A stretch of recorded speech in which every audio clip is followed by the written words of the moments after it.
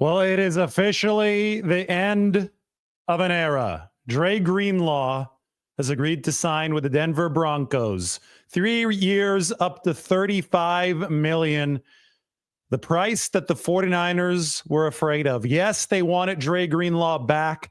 No, they were not going to do it at that price for a player who only saw 35 snaps in a season coming off the Achilles tear. I understand how difficult this is for 49ers fans because Dre Greenlaw's Achilles tear was in many ways emblematic of the 49ers' agonizing loss in Super Bowl 58. Dre Greenlaw was the best player on the field over the first quarter of that game. Then he tore his Achilles, and the 49ers' hopes in that game deteriorated essentially from that point. Patrick Mahomes and the Chiefs were doing nothing. They looked like they did against the Eagles, against the Dre Greenlaw-led 49ers defense. Obviously, Dre came back last season, late in December against the Los Angeles Rams, and he looked awesome over the course of his 30 or so snaps in that football game. But he struggled to walk after that game. He was limping out of the press conference room after. It was simultaneously one of the most impressive things I've seen on a football field because the Achilles, that is not a garden variety injury. That's a really tough injury to come back from. That completely derailed the career of a great like Navarro Bowman. So what I saw from Dre Greenlaw on that day, on that night when he came back against the Rams, was inspiring. It was awesome. He, again, was the best player on the field. He transformed the 49ers defense at the snap of a finger. But then you saw the toll that playing a professional football game, an NFL game, could take on a body. And he was only able to play 4 snaps the next week against the Miami Dolphins. So we wondered what Dre Greenlaw's market would be because he showed the explosiveness, but he didn't show the durability.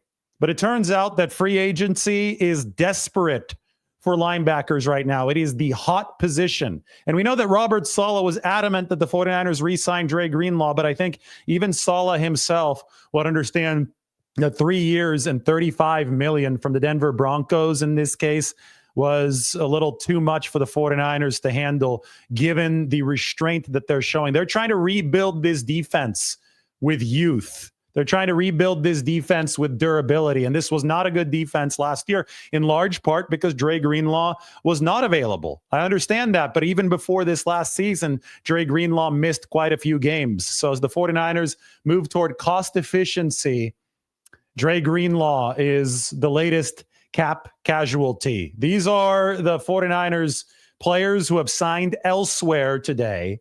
Aaron Banks, $77 million with the Green Bay Packers. Charvarius Ward, $60 million with the Indianapolis Colts. Talanoa Hufanga, $45 million with the Denver Broncos. So both Hufanga and Greenlaw head to Denver.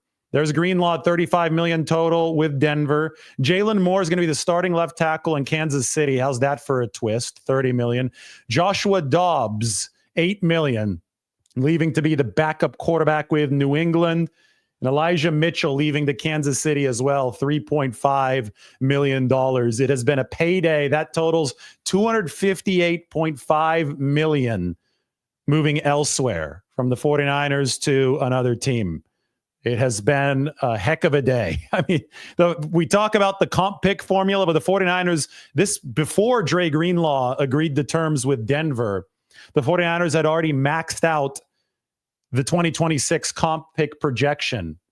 4 comp picks is the most that you can get with everybody that has left to the 49ers. I get it. They haven't been really signing prolifically. They've added Luke Farrell, the tight end. We can talk about that in a little bit, but that only cancels out a 7th round pick. So they're still in line to get potentially four 4th round picks, maybe 1 5th rounder tossed in there. Within 6 hours, they maxed out that comp pick formula. They are set to have 25 compensatory picks in a 5-year period. So I'm here to talk strategy. I'm not here to bring histrionics to the table like other people will be bringing right now. I'm here to talk cold strategy for the 49ers, while we also warmly reminisce on the great times that both Talanoa, Hufanga, and Dre Greenlaw and some of these other players brought the 49ers over the course of the past few seasons. We'll get into the strategy in a bit, but I think first it's time for the more nostalgic part of the show. To me, it's poignant that Dre Greenlaw and Deebo Samuel are both leaving the 49ers in the same offseason after they both joined the 49ers in the same offseason. That was back in 2019. And those of you who remember the dark ages following the Jim Harbaugh era, 49ers went through Chip Kelly and then Jim Tomsula, or the other way around, Jim Tomsula and then Chip Kelly, handed it over to Kyle Shanahan and John Lynch in 2017. That first year was rough. It took the 49ers a couple months to win their first game. They had the Jimmy Garoppolo boost at the end of 2017 where they won 5 straight games, but then he tore his ACL in 2018 and the team went 4-12. So times were bleak indeed. Then the 49ers entered the 2019 calendar year. And because their team was so bad in 2018, the 49ers coaching staff got picked to coach the Senior Bowl. At the Senior Bowl in Mobile, Alabama, this was in January of 2019, the 49ers discovered Deebo Samuel and Dre Greenlaw. Both of these players brought a new level of physicality, a new meanness to the team, a new bruising, punishing style that defined this era of 49ers football. Deebo Samuel on the offensive side, the yak and the yards after contact that he delivered were historic for a wide receiver, and the 49ers were able to zag while other teams were zigging at the wide receiver, and then ultimately the running back position. So we called it the wide back position. Meanwhile, Dre Greenlaw embodied what the 49ers made hay on at the linebacker position. San Francisco, for a good 4 to 5 years, ran circles around the rest of the league at linebacker, a position that other teams, for some reason, maybe it was hard to invest properly there, but for some reason, it seemed to be neglected around the rest of the league, while the 49ers built up the strongest linebacker duo in the entire NFL. That was Fred Warner and Dre Greenlaw. And from the very start, Dre Greenlaw had a massive impact for San Francisco. 2019 saw Dre Greenlaw intercept Russell Wilson in overtime of the Week 10 game against the Seattle Seahawks. When he was returning it down the sideline at Levi Stadium on that Monday night, I thought he was going to take it back all the way. Unfortunately for the 49ers, he was tackled, and then they missed the field goal with Chase McLaughlin, their backup kicker, and they actually lost that game to Seattle. But they were able to make up for it in one of the most epic finishes in 49ers history. That was on December 29th, 2019. It was the final NFL game of the decade. And the 49ers went into Seattle, and their fans especially, because I know a lot of the 49ers players had not lived through the previous era. Joe Staley had, and Joe Staley was on that team. But the 49ers went into Seattle looking to exorcise some demons. 49ers fans know what I'm talking about. They know about the Richard Sherman tip to Malcolm Smith. They know about a lot of painful losses to Seattle, which at this point now happened about 15 years ago. So when the 49ers were heading into that game with the division and the 1 seed on the line in 2019, I know people's hearts were in their throats. People were extremely nervous. It was like, oh, here we go again. Seattle, even though they were worse than the 49ers, had San Francisco in that position to just rip their hearts out. And that game started, and the 49ers took a 2-possession lead. But you knew that it wasn't going to be easy on that night for the 49ers. You knew that something would happen to give Russell Wilson a chance to excruciate the 49ers by the end of that game. And that exactly happened. I think that it was some kind of weak holding call on Ben Garland, the 49ers center, or maybe a personal foul call. Something happened. It was a bad call that gave Seattle the football, and the score was 26-21 49ers. Russell Wilson had the ball at the end of the game. And of course, Seattle started driving about 7 yards at a time. The 49ers at this point were exhausted. The defense, which started the season off as the best in the league, maybe one of the best in history over the course of the first 10 or 11 weeks, was missing some key pieces. And by the end of this game, the final NFL game of the decade on Sunday Night Football, they were leaking oil. They were sucking wind. And Russell Wilson got the ball down inside the 10-yard line. And just a few seconds remained. And we all know what happened next. Russell Wilson found Jacob Hollister. It was fourth down. Jacob Hollister caught the ball right near the goal line. It looked like it was going to be a touchdown. I don't know how it wasn't to this day. And Dre Greenlaw turned into a concrete wall. Dre Greenlaw stonewalled Jacob Hollister just short of the goal line. Mike, if you've got a picture of the sideline view, like the down the goal line view of that play, please send it to me.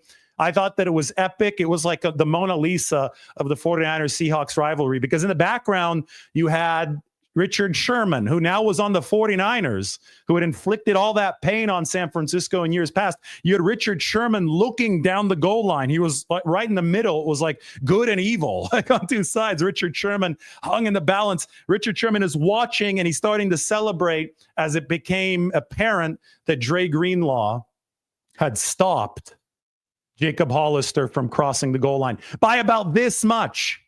And the 49ers ended up winning 26-21, which was the same exact score of Super Bowl 16 when Dan Buns delivered the goal line stand for the 49ers to beat the Bengals and win their first Super Bowl.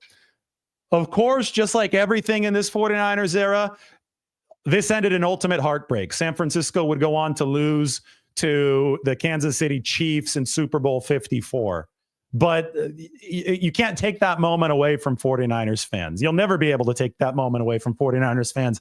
And I know, especially for the fans who grew up watching the Seahawks-49ers rivalry of the Harbaugh-Carroll era, that 2019 win in Seattle was one of the biggest wins that they've ever seen. And it goes back to Dre Greenlaw delivering that epic stop right at the goal line with just seconds left against Jacob Hollister. And that, of course, isn't the only thing that Dre Greenlaw did for the 49ers.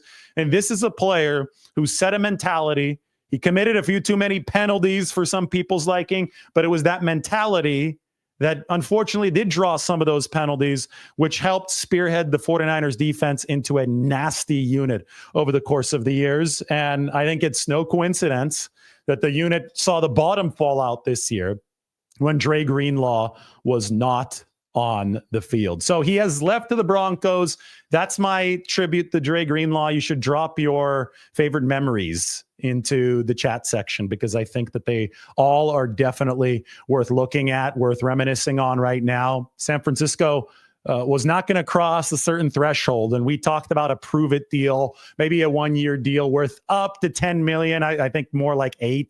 49ers were paying Dre Greenlaw $8 or $9 million before this. They weren't going to go up to 3 years, $35 million. That's nearly $12 million a season. Denver obviously has taken a gamble, and Denver now has both Talanoa, Hufanga, and Dre Greenlaw on their roster, plus DJ Jones, who re-signed with them. So 2021 saw Dre, Talanoa, and DJ all overlap with the 49ers, although Talanoa was still a rookie that year and he wasn't a full-time starter, but he delivered big on special teams for San Francisco. So a little bit of a 2021 49ers feel happening right now in Denver. This is all part of a massive 49ers rebuild. And I'm talking about that 49ers rebuild up on the San Francisco Standard. The article is now up. I'm going to toss this over to Mike so he could put it into the description. Let's get this up on the screen. Dre Greenlaw gone and no Joey Bosa yet. We're still waiting on Joey Bosa. Explaining the 49ers restrained free agency start. Mike, why don't you put this into the description, please? I want everybody to go and read this, because it's time to talk about the 49ers strategy behind these moves and letting all of these guys walk. I'm going to drop this into the comments section. You guys can all click on this link. Mike is going to be adding this to the description. If you want a fair appraisal of what the 49ers are doing, and if you want a grown-up strategy discussion of what the 49ers are doing, this is the piece that you need to read. This is the video that you need to watch. There's a lot of garbage out there. We're not going to sift through that garbage. We're going to talk what is actually going on inside the 49ers building right now over the course of this show. It's obviously been a busy day around the NFL. The 49ers have seen over, I think it's 250 million plus in salary walk out the door. Much of that was by design. I thought I embedded one of the tweets here. If it's not in there, then yeah, I'll have to go back. Oh, here, well, I have it right here. This is $258.5 million has signed elsewhere. So yes, over $250 million. The 49ers, meanwhile, have brought in probably only about 20 plus million in salary. There are a couple other moves that they made on top of signing Luke Farrell, the tight end. They also re-signed Kevin Givens and Patrick Taylor Jr. Givens, by the way, he's been around since 2019. I remember Givens' first game was that 2019 game against the Seattle Seahawks, during which Dre Greenlaw saved the day at the goal line. So Givens is a good rotational piece that dates back to the first Robert Saleh era for the 49ers. But we can talk about Farrell in a little bit. Right now, we're going to be talking about the players who have left, what the 49ers are doing. This is all part of a massive defensive rebuild for San Francisco. And I'm not going to sugarcoat this. The 49ers defense was terrible by the end of last season. We're talking number 26 in EPA. They were the second to worst defense over the last month of the regular season. They ended up number 29 overall over the course of the whole year against the run. The 49ers badly have needed to restructure what they're doing on the defensive side of the ball. Listen, whenever a defense plummets as low as the 49ers did against the run, that is a surefire sign that the structural integrity of the unit is broken.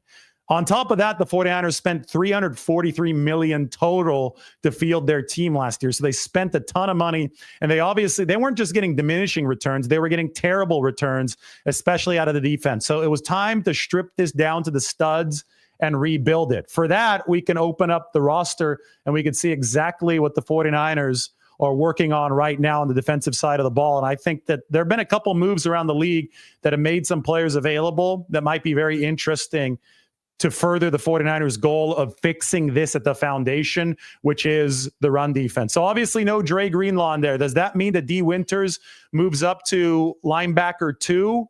We shall see. But D. Winters right now, I have him in that linebacker 2 spot. For linebacker 3, it's between Tatum Bethune and Jalen Graham. These are all recent additions through the NFL draft. Winters, a 6th-round pick. Jalen Graham, a 7th-round pick. Tatum Bethune, a 7th-round pick. Remember, Dre Greenlaw was a 5th-round pick out of Arkansas in 2019. And one thing that made Dre Greenlaw really special for the 49ers is that he was extremely fast. This guy was a wide receiver in high school. At Arkansas, he started as a safety, but they were like, we want to move into linebacker because he has a mean streak in him. When I talked to Dre one time in the locker room, and this is how I knew that he was going to be back and fine from the Achilles injury. This was months before he actually returned against the Rams. We were just standing in the 49ers locker room, and he's there shooting hoops on the basketball hoop that they have set up next to Trent Williams' locker, and he's jumping. Like, this is a guy who weighs, 230 plus pounds, and he's like elevating up off the ground, and he had just torn his Achilles a few months before. So immediately you could see that he's cut from the same cloth. But we got into this conversation about his playing speed, and he had a GPS chip that they put in his shoulder pads at Arkansas. And this is a linebacker playing in an SEC program. Dre Greenlaw ran and was moving at over 21 miles an hour while playing linebacker at Arkansas, which was the fastest out of any defender. They had cornerbacks who got cups of coffee in the NFL. They had safeties who had pro-level speed, and they all ran faster 40-yard dashes. Or not, I don't know if all of them did, but most of them, I'm guessing, ran faster 40-yard dashes than Dre Greenlaw. But he moved faster on the football field. He had a certain element of fearlessness to him, moving around there on the back end that, guys can run fast when they're wearing the spandex and they're ready for the 40-yard dash and you're not going to hit something. But it's an entirely different thing to muster up the courage and move quickly when you have the pads on, you have your helmet on, and you know that any collision can register the same kind of impact as a small car wreck. And Dre Greenlaw wasn't afraid of that situation. He was ready to move, and he was ready to run, and he was ready to hit with a certain level of crazy, a certain level of an insanity, and a certain level of fearlessness that I think made him special over the years for the 49ers. Unfortunately, that might have led to the higher injury rate. I know the Achilles was completely unrelated to that. I mean, that's something that we look at the fact the 49ers played on a little bit of a mushy practice field over the course of that week in Las Vegas, and Dre Greenlaw was already dealing with some Achilles soreness and inflammation, and he ended up tearing the other Achilles. So you wonder how all the laws of overcompensation might have worked. You wonder what would have happened had he been on a better surface practicing over the course of that week. All of that is part of the tragedy that is the 49ers' inability to complete a Super Bowl run over the course of the past few seasons. But we have to sit back here and appreciate greatness and the players who make this gladiatorial sport as entertaining as it is. And Dre Greenlaw is definitely one such player who helped turn the 49ers around and deliver some extremely entertaining football over the course of the past few seasons. Anyway, back in on the 49ers' massive defensive rebuild. As I look at this roster, the 49ers' biggest hole right now, obviously they're going to have to add at linebacker. We'll talk about some names they could potentially add at that room. And they're obviously going to have to add in the defensive backfield. And they've also created a void that they're going to have to rebuild by stripping the defensive tackle position down to the studs. They're going to either release or trade Malik Collins before the new league year starts. Everything that the 49ers are doing right now can be viewed through the lens of trying to improve their run defense first. If you don't stop the run, you're not going to have any fun. The Browns are releasing Dalvin Tomlinson, the defensive tackle, who he's been around the league for a while. I think this might be a really, really good addition for the 49ers at defensive tackle. I think better even than Jonathan Allen, who's been talking to the Minnesota Vikings. Whereas there are some concerns about Jonathan Allen's run defense, I don't have many concerns about Dalvin Tomlinson's run defense. And he's also done it in a wide nine scheme. He played for Jim Schwartz in Cleveland. Tomlinson, his best seasons came with the New York Giants a few years ago. So he's no longer in the prime of his career, but we know that the 49ers are interested in adding a veteran defensive end, Joey Bosa. That remains something that is unresolved. Bosa talking to the 49ers and talking to the Miami Dolphins. And I think they're also very interested in adding a veteran defensive tackle, as indicated by their interest in Jonathan Allen through the Deebo Samuel trade.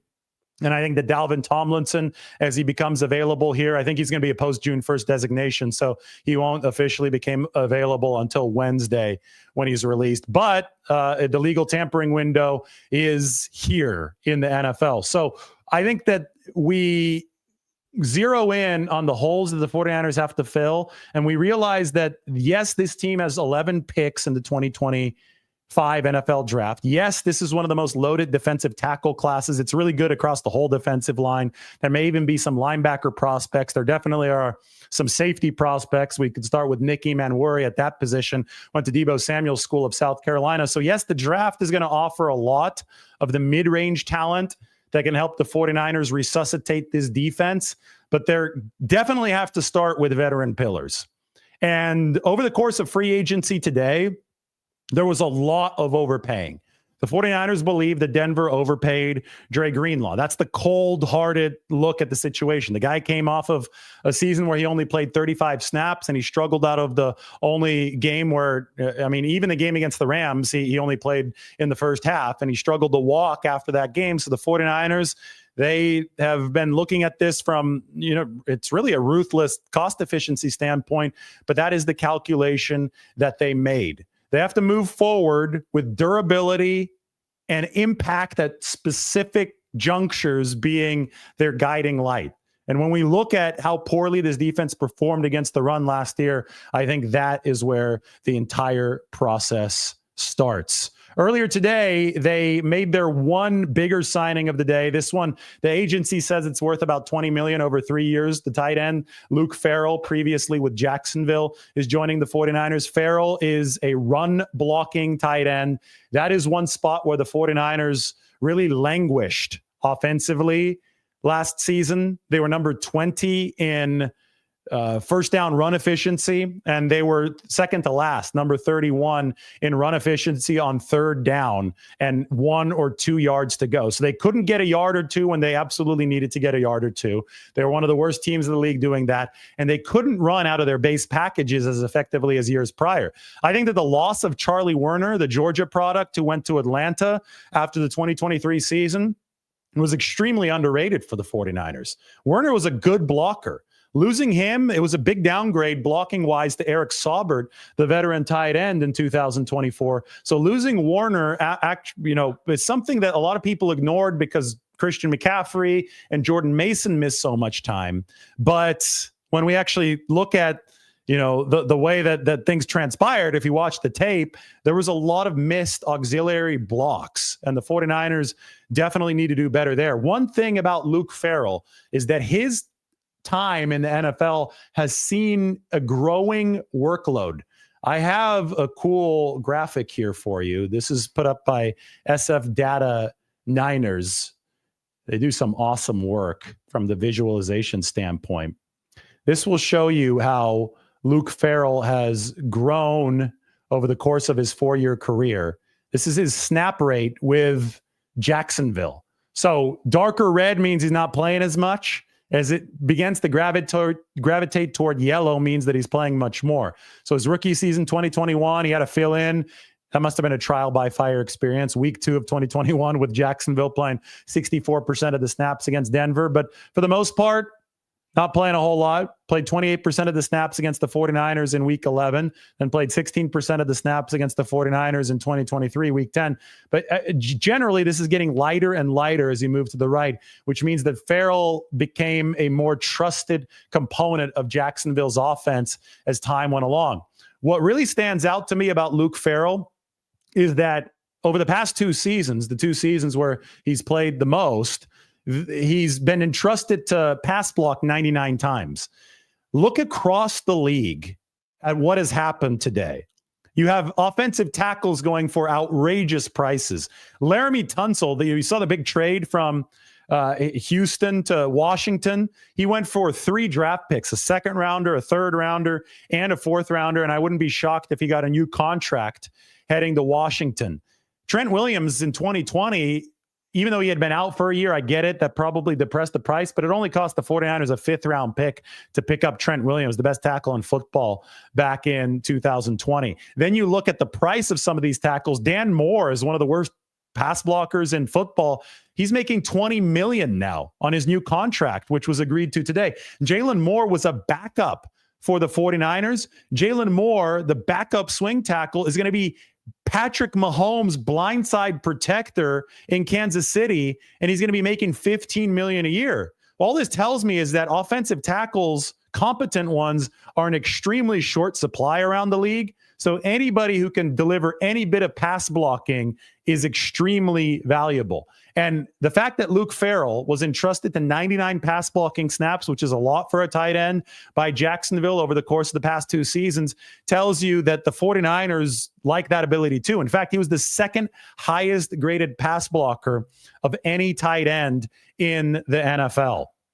If you think that George Kittle is staying in to block too often because he's such a talented receiver and he should be deployed on those receiving patterns more often, well, this move is something that might help alleviate that for the 49ers. That's the move that they made on the offensive side of the ball. I think in general, when we take a look at the 49ers build structure for this football team, I think that they're going to pour a lot of money into the offense. And they're going to let this defense be a cost-controlled unit built primarily through the NFL draft.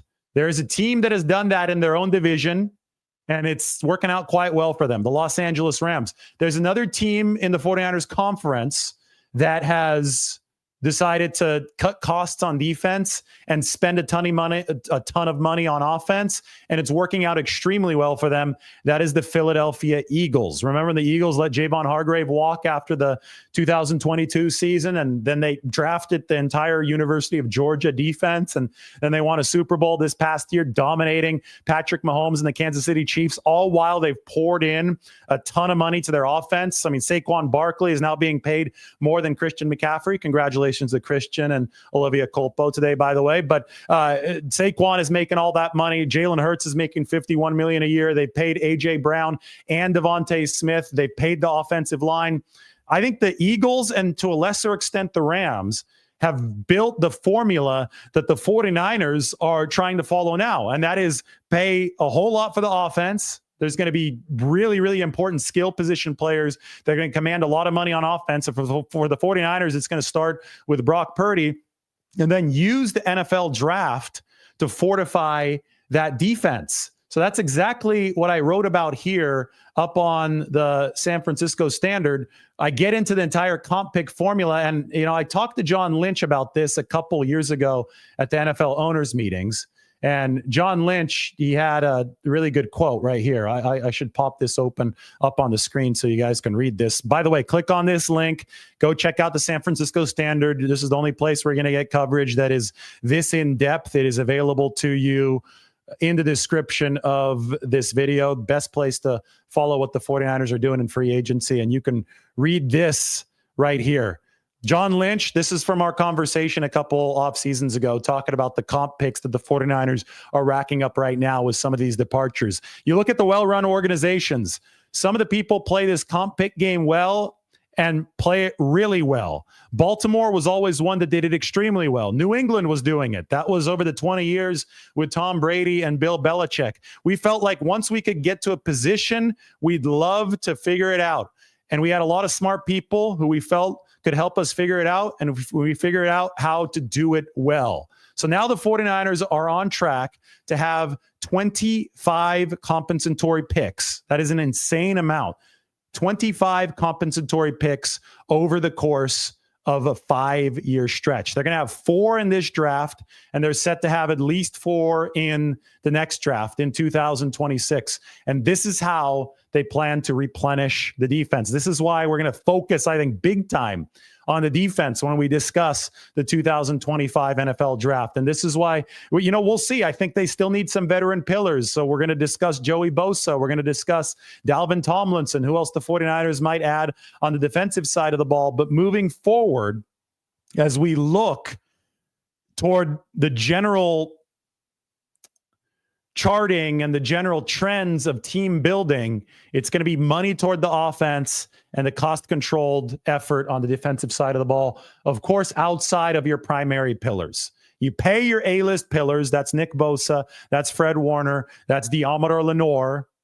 But you find ways to make it work on a more cost-controlled basis at the other spots. One thing that I wrote up on the Standard, and I'm going to put this article back up on the screen so you guys can check it out, and make sure that you click on it in the description to go read it. But one thing that I pointed out was that the 49ers generally have replacements for the players whom they have let walk.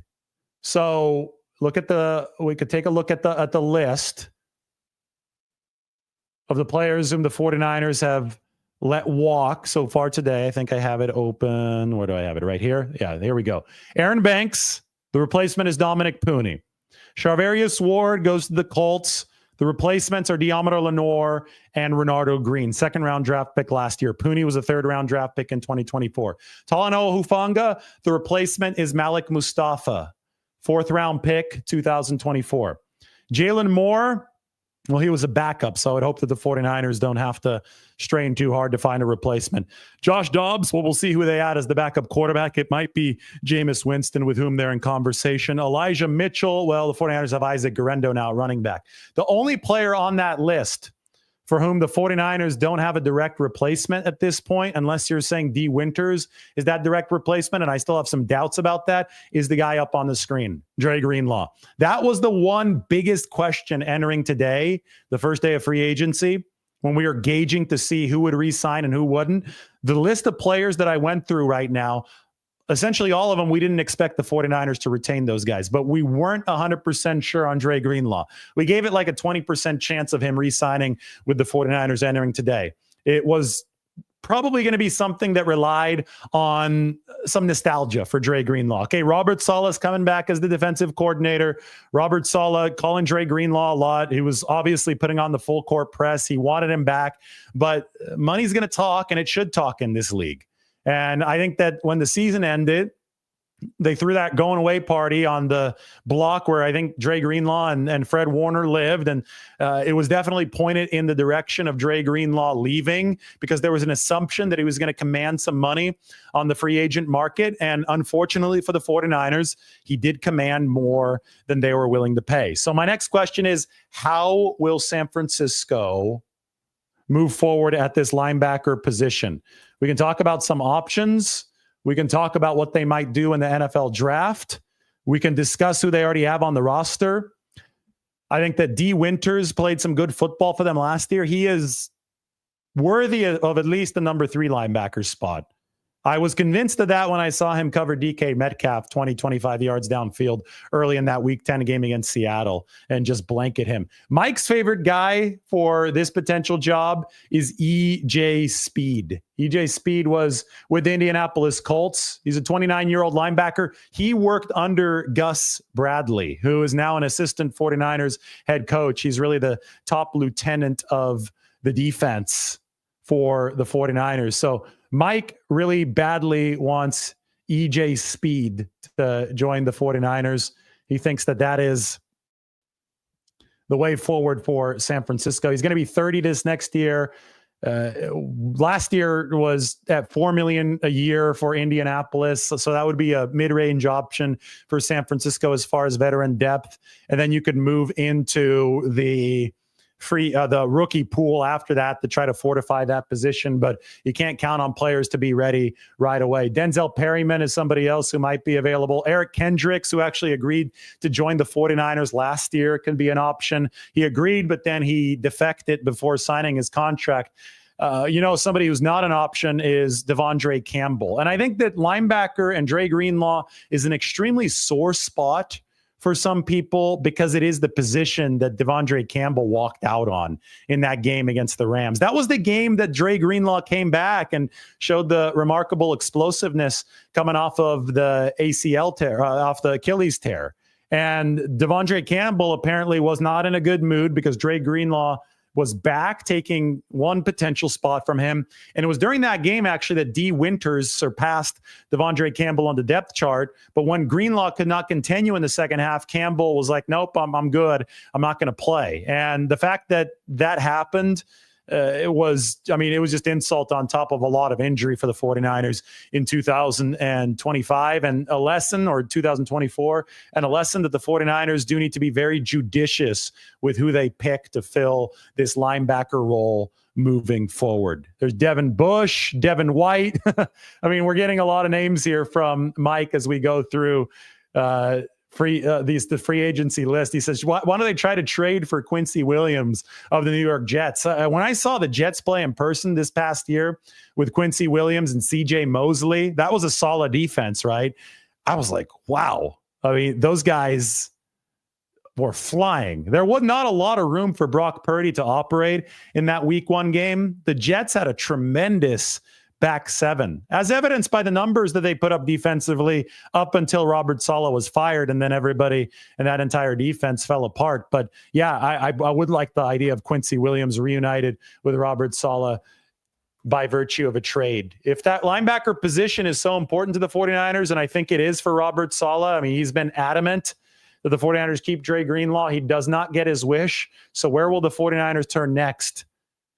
I get it that D. Winters surpassed Devondre Campbell on the depth chart, but that's, Devondre Campbell wasn't a very good player for the 49ers last year, so that's not exactly saying much. I would trust Winters at the linebacker 3 role. He is faster than Dre Greenlaw, but there's a certain level of viciousness that you also want to be able to try to replicate some of the high points of the style of play that the 49ers enjoyed over the past few seasons. This is interesting. Quincy Williams is 29 right now. He's entering the final season under contract with the New York Jets. $6.5 million base salary for him.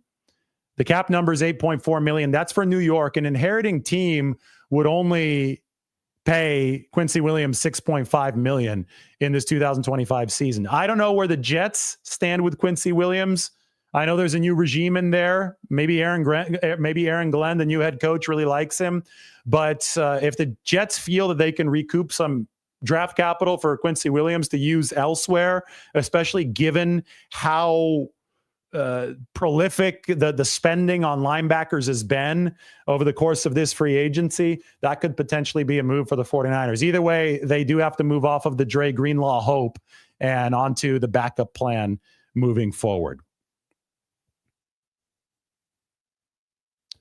Mike said that D Winters might be a little too small to stay healthy in the NFL. That's a good, that's interesting speculation because D has had some health issues so far. The thing about 49ers linebackers is that a lot of these guys are DB converts because they love linebackers who can cover. And let's be honest, Dre Greenlaw did not consistently stay healthy for the 49ers either. And I think that part of the issue is that they like these guys who play extremely fast, extremely violent, and it's just the natural reality of how this sport works. You absolutely have to account for bruises in this sport. You have to account for games missed due to injuries if you're going to be playing with the style that the 49ers have tried to espouse at that linebacker position. Time for me to tweet my article. I forgot that X wasn't working a little bit earlier today, so I have actually not been good about sending stuff out. But the article that's up on the screen on the San Francisco Standard is something that you definitely will want to check out, I promise. Getting it ready for you guys up on Twitter. I'm going to answer a few questions here in a couple minutes. Can we hit 2,000 twice today? Now that would be epic. We hit 2,000 earlier today with the live to open things in the morning. It took me 2 hours to get there. I think I could hit it a little bit quicker this time. That would be the goal in this case.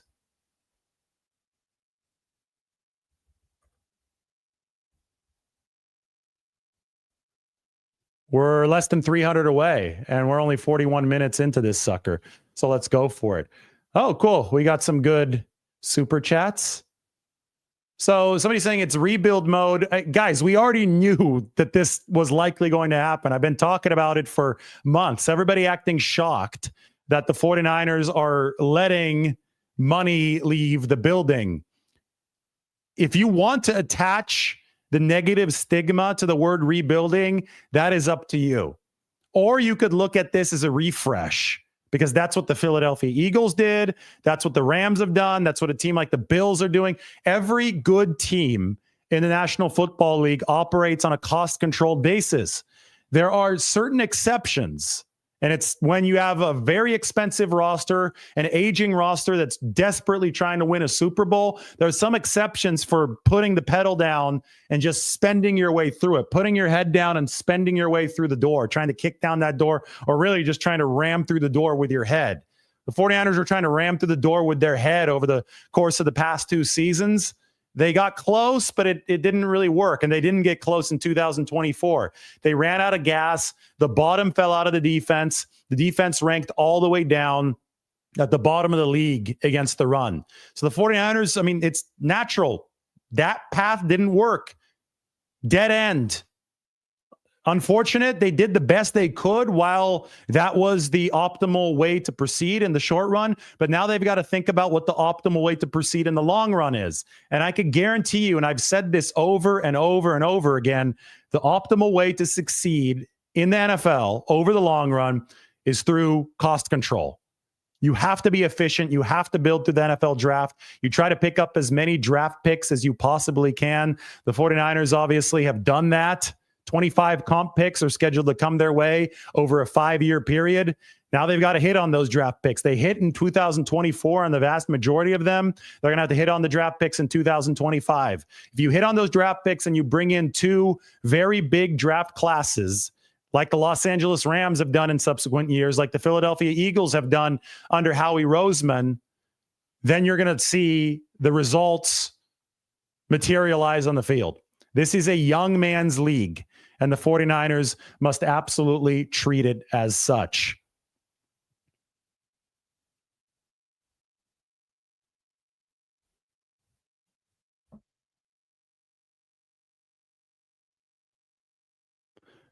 You're saying that the 49ers didn't make big moves? They're making big moves every single season. 49ers spent more money in 2024 than any team in the NFL to keep the gang together. You know, there's people sitting here living in delusion saying that they weren't making big moves. They made so many big moves that they have to restrain this year in order to keep this sustainable. So we knew that this was going to happen through the NFL draft. We knew it was going to try to happen through second wave free agency. The next player to look out for is Joey Bosa, because that is a clear second wave free agency target for the 49ers. That's somebody who they can potentially add on a cost-controlled basis, a more cost-efficient basis than Dre Greenlaw, because his brother plays for the 49ers, because they may get that family discount. So there's this mix of veterans and rookies that you're looking to field on the roster, and you need to field those veterans and rookies at a price that works. And the rookies are going to be cheap no matter what because of the rookie wage scale. The veterans, that's going to be a little bit more difficult, and that's where the 49ers have to look for some of the loopholes, if you will. And a loophole may come through Joey Bosa's connection with Nick Bosa. So we're going to keep our eye out open for that.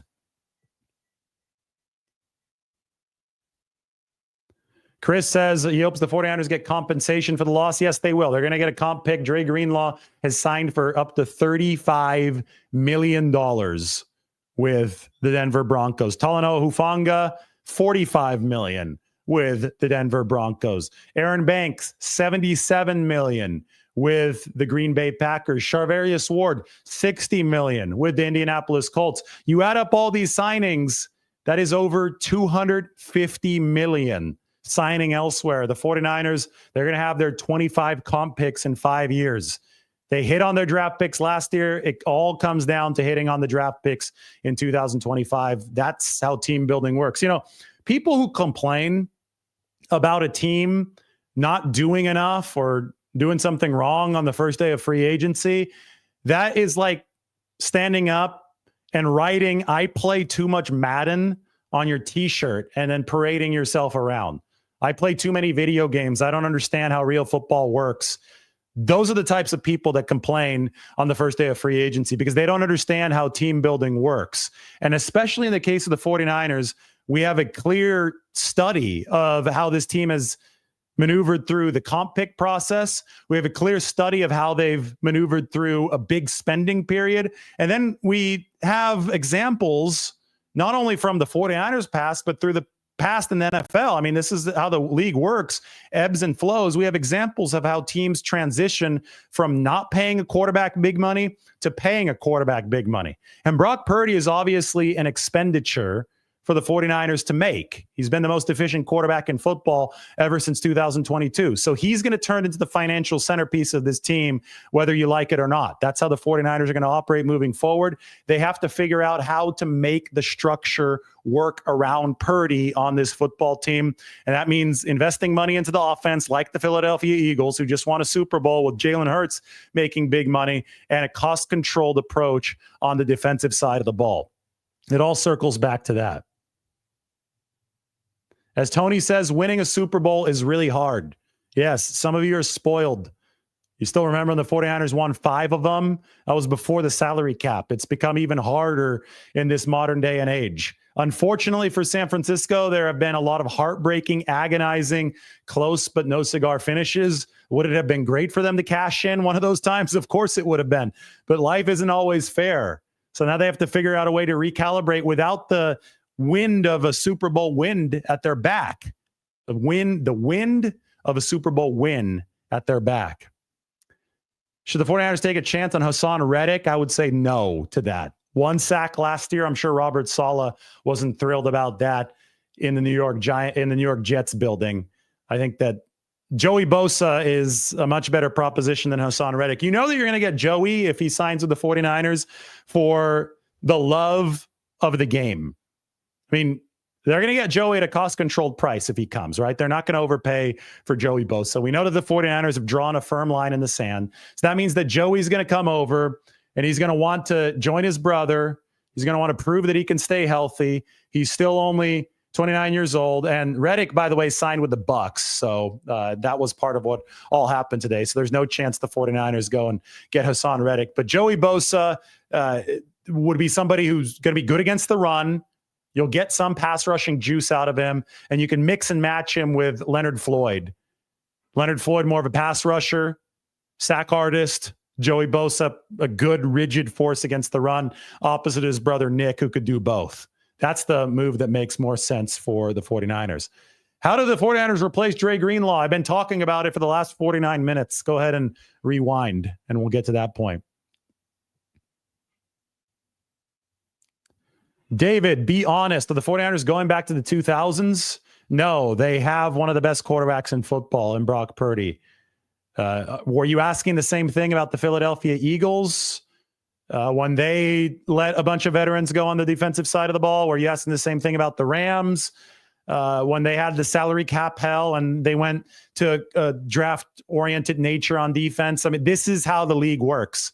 Get used to it. You're not playing Madden. I appreciate the question, but the league works in ways where you have to find efficient financial paths forward, and that's what the 49ers are doing.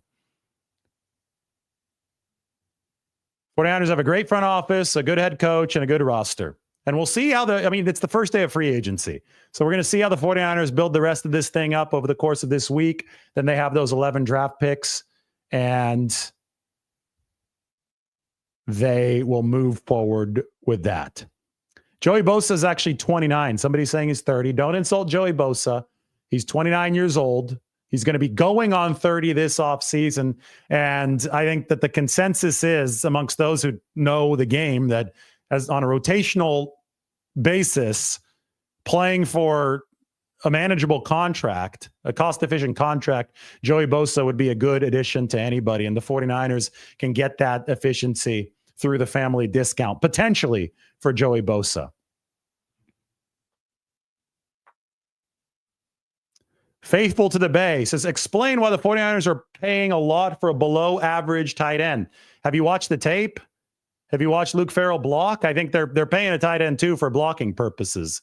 So they're not out here looking to replace George Kittle. They're looking to replace Charlie Werner, who they didn't successfully replace moving from 2023 to 2024. Werner had, 9 catches over 4 years with the 49ers?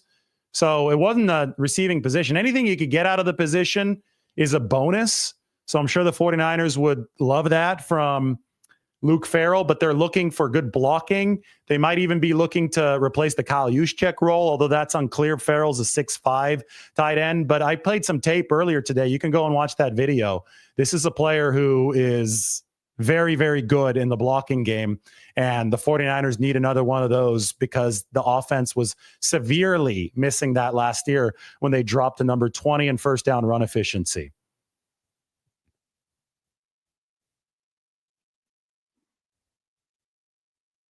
Charlie Werner made $12 million over 3 or 4 years with the Falcons, and I'm sure that Luke Farrell's deal is going to come in at about the same.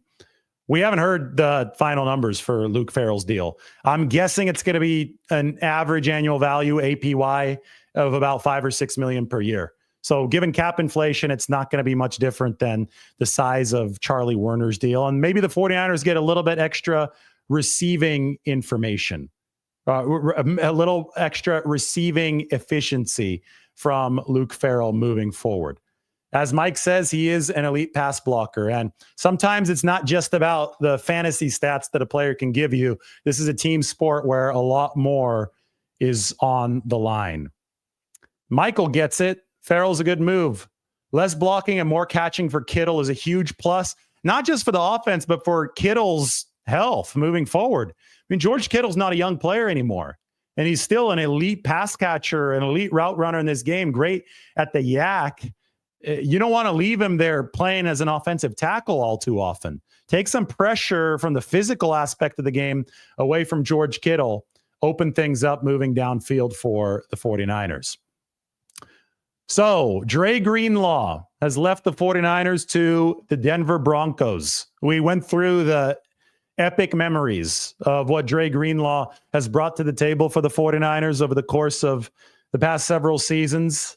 It is poignant that he and Deebo Samuel both joined the 49ers in 2019.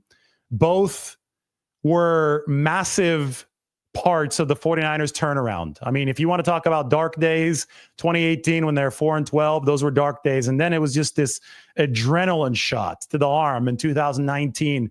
Team went from 4-12 to 13-3. Home field advantage secured in large part by Dre Greenlaw. Deebo Samuel scored a touchdown on the spin move in that game at Seattle as well. But the stop at the 1-inch line against Jacob Hollister is going to live in 49ers lore.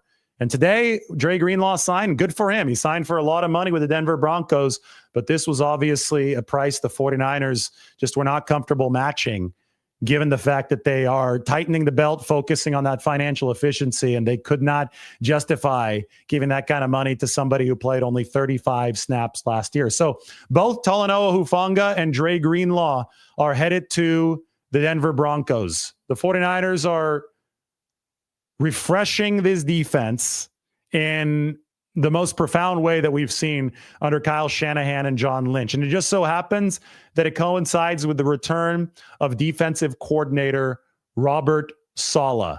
Look at the 49ers construction of their defense, and we did that over the course of this show, shows us that the next moves might come at that defensive tackle position. I think they need to add a veteran there. Maybe Dalvin Tomlinson, who has experience in the wide nine, will work, and I would be on the lookout for Joey Bosa coming here over the course of the next couple of days. That's something we've obviously already been on the lookout for the last 36 hours or so.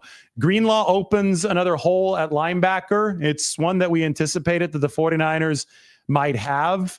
Mike is saying Isaiah Simmons would be interesting, and then, Isaiah Simmons is a good athletic build, almost built like a bigger safety.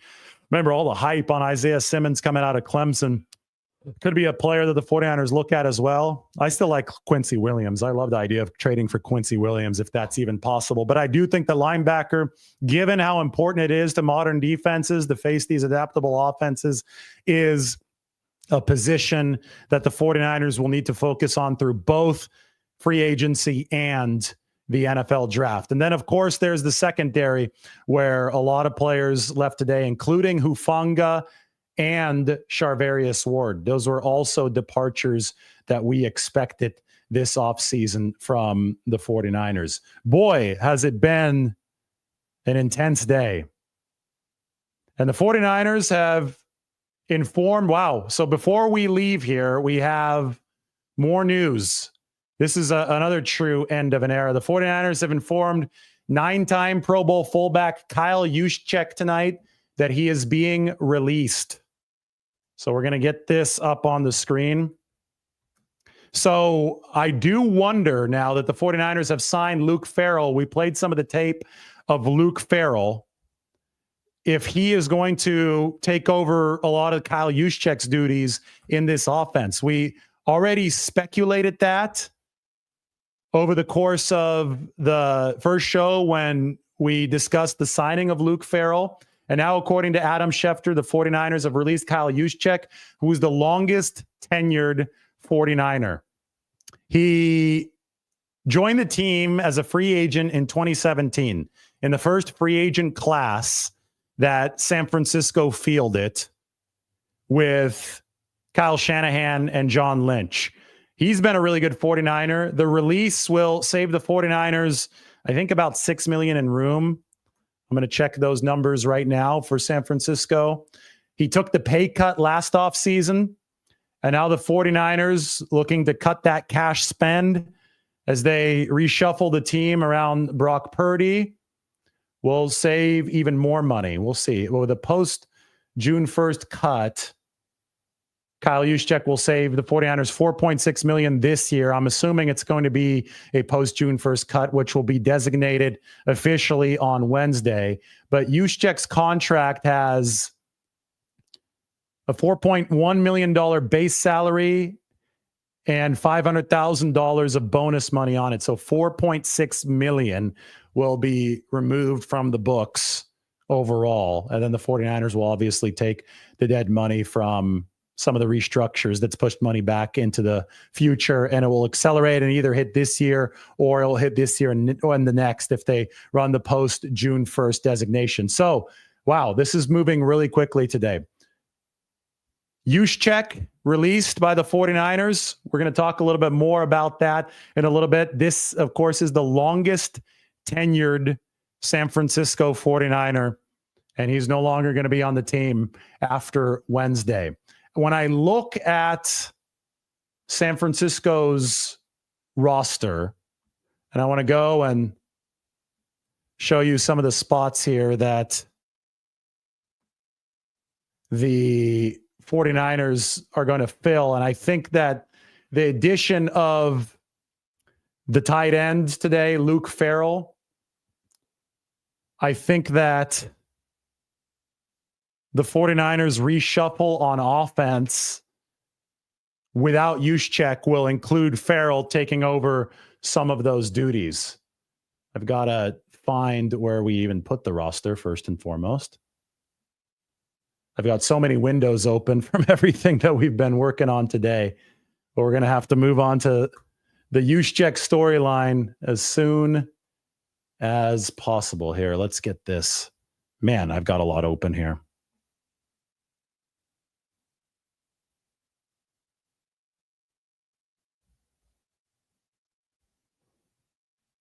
Here we go. So take a look at this from the offensive standpoint. Juszczyk obviously had been under contract for one more season. So if the 49ers are releasing him, then we take out that fullback position. How do the 49ers operate that fullback / running back spot? I think that maybe Luke Farrell gets some of those duties. The reason I say that is because on tape, we have seen Luke Farrell deliver blocks like Kyle Juszczyk. Farrell is coming in from the left side of the formation, on the left side of the screen here, for the way that we're looking. Look, he's going to cross in front of the quarterback, and he's going to take out the linebacker 52. That's an extremely difficult block that Kyle Juszczyk was actually tasked with executing for the 49ers and their run game several times over the course of almost the last decade, 8 years for Kyle Juszczyk. Juszczyk has been with the 49ers as long as I've been covering the team. I started in 2017. So when you see Luke Farrell doing that, and the 49ers, and they signed Luke Farrell today, and now they're releasing Kyle Juszczyk on the same day. When you see that happening, I'm putting two and two together. I think the offense is going to be tweaked in a way that is built around Brock Purdy. So maybe the 49ers are going to be running less standard fullback run, like, full lead blocker run. I think they're going to be relying on the tight ends to do a little bit more of that. I'm not so sure that they're going to add a specific fullback to handle the duties that obviously are going to be asked in replacing Kyle Juszczyk. So I think that Juszczyk's spot may actually go unfilled in a way, because I think Luke Farrell coming from the tight end position might replicate some of those responsibilities moving forward. It's just basically a shift in personnel for the 49ers. So you're going from 21 to 12 in the simplest way to describe things. And this is me speculating because these moves are just coming in right now.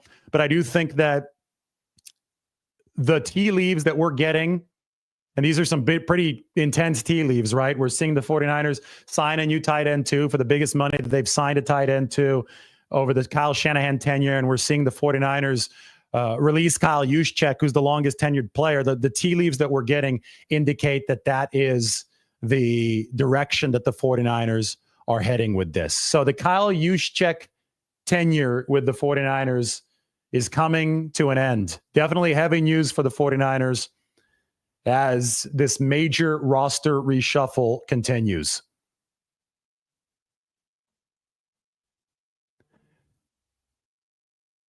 I got a buddy texting me, are the 49ers even have a 2 deep before the draft? Maybe not. Maybe they're going to have to draft the entire football team. But this is what it looks like right now without Kyle Juszczyk. The fullback spot is empty. We got Farrell in at the tight end 2 spot, and we'll see what the 49ers do elsewhere. I think that, even right now, it's being charitable to give the linebacker 2 spot to D. Winters.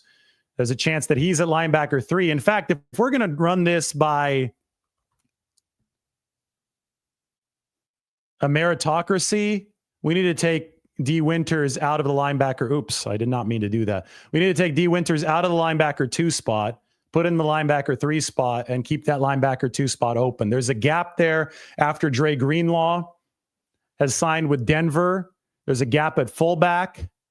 There is a gap at defensive tackle after the 49ers cut Malik Collins. And to be honest, I would even say that we could put Darrell Luter Jr. I don't think that he's earned a starting spot yet. There's a gap at one of the cornerback spots for the 49ers. So we could move Darrell Luter Jr. over. You can get a better idea of where the gaps in the 49ers depth chart are when you look at this right here. All right. Any questions about the 49ers releasing Kyle Juszczyk while we're here? Yeah, I think that there's a good chance that Kyle Juszczyk will go to Miami and play for Mike McDaniel. A lot of people asking about Joey Bosa. I think it's going to happen. I think it's trending in that direction. But, of course, we still have to wait. Joey Bosa is getting interest from Miami. Speaking of the Dolphins, that's where his dad, John Bosa, played.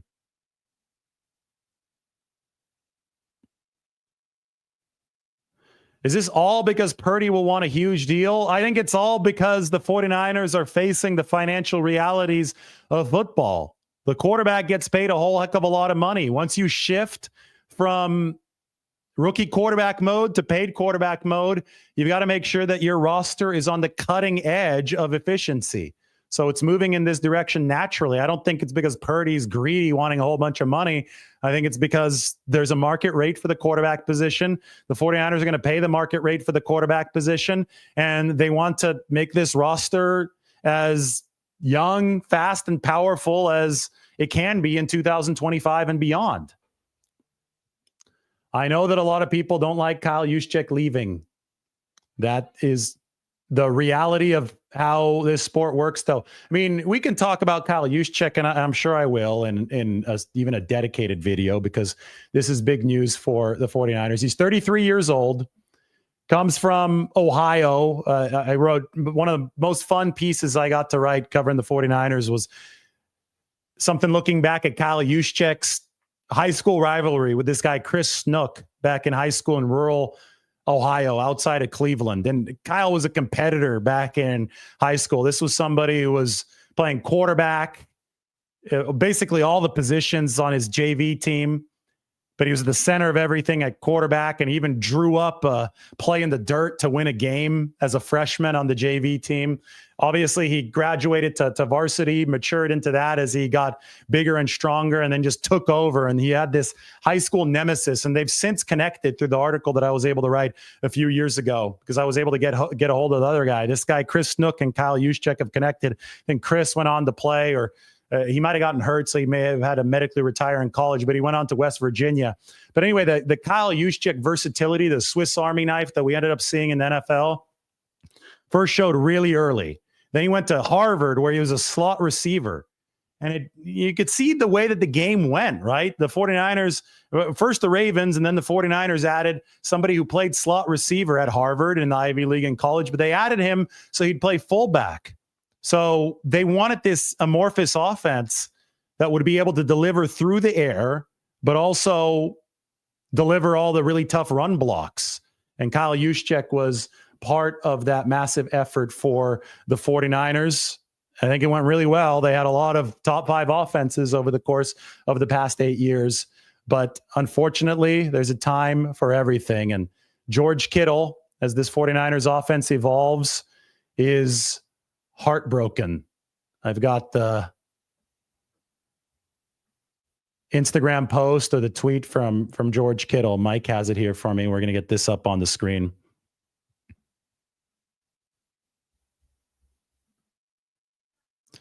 Lombardi herself is in the room next door saying that she is very sad.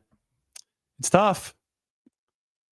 It is tough indeed. I mean, the NFL is ruthless, and the 49ers, I mean, it was Camelot without the Super Bowl, without the win. They went to the Super Bowl. It was Camelot without the Super Bowl win for several years, and now they are facing cold-hearted NFL reality. This is what George Kittle just posted on social media. He does not like Juice leaving either. He's got the juice box and the broken heart for the 49ers.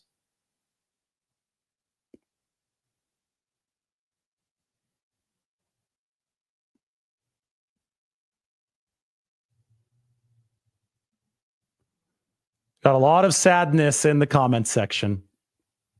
Chris hopes that the Purdy deal is done soon. I think we all do. Just for the sake of sanity covering this football team. What did Kyle Juszczyk provide? Well, I mean, he was one of the most adaptable players in the league. You have to understand that the 49ers, when they run the football, they are asking their blockers to do some stuff that other teams don't ask their blockers to do. So Juszczyk was obviously one of the 5 eligibles who could go out for a pass pattern. And that in and of itself kept the defense on its heels. And then his ability to cross the formation, and he was, 230, 240, I think it's 240. His lower center of gravity, 6'2", 240, maybe 235.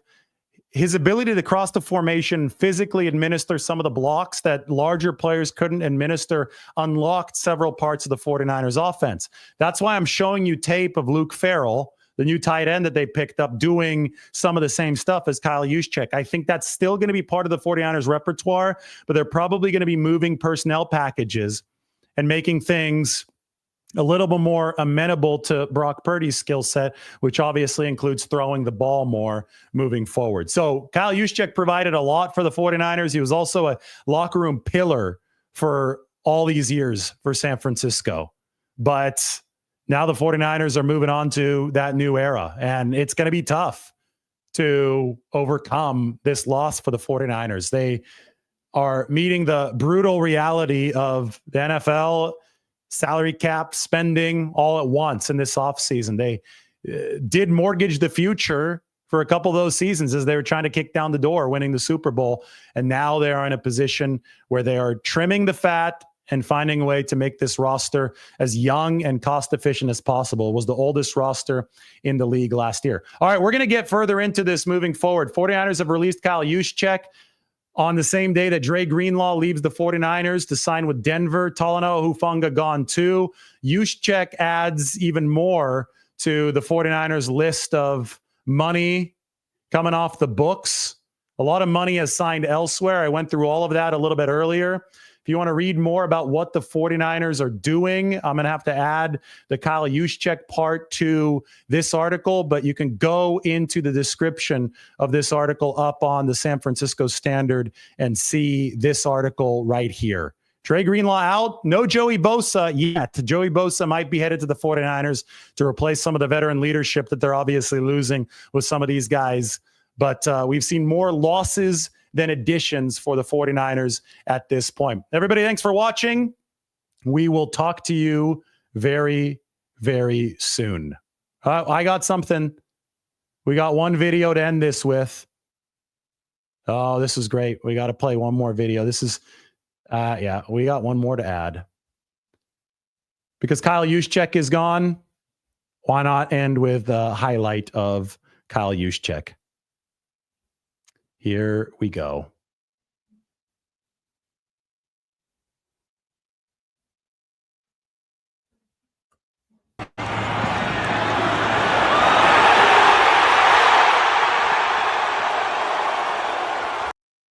That was against the Jets this year. It looked like the same play that he caught for the touchdown against the Cardinals in the final game of the season.